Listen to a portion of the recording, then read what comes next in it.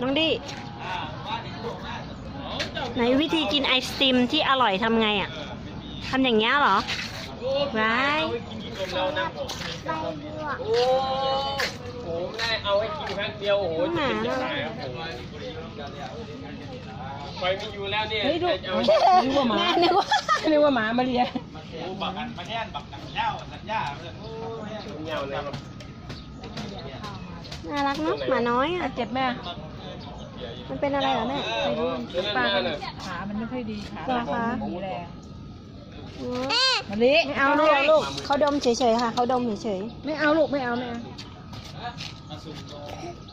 อ๋อหมาน้อยขาไม่ดีเหรอน่าสงสารเดินไม่มีแรงเหรออ้าวไปทำอะไรมาลูกขาไม่ดีจะโดนตัวใหญ่เกเรบ้างเหรอเจ็บขาเหรอ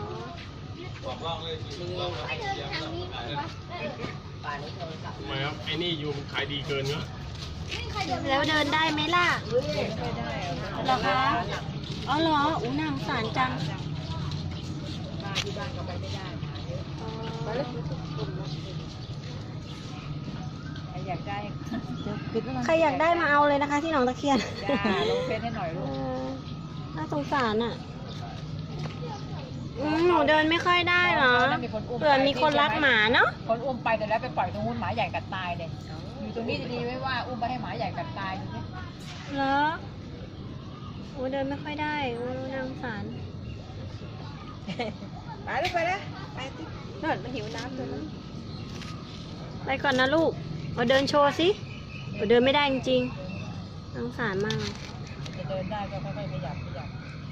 น่าจะโดนอะไรทับมันแล้วก็ทำมันเราก็ได้แต่มาตอนเช้าแป๊บนึงไปเดินเนี่ยเนาะเผื่อคนรักหมาเขาจะมาเอาไปแล้วนะคะ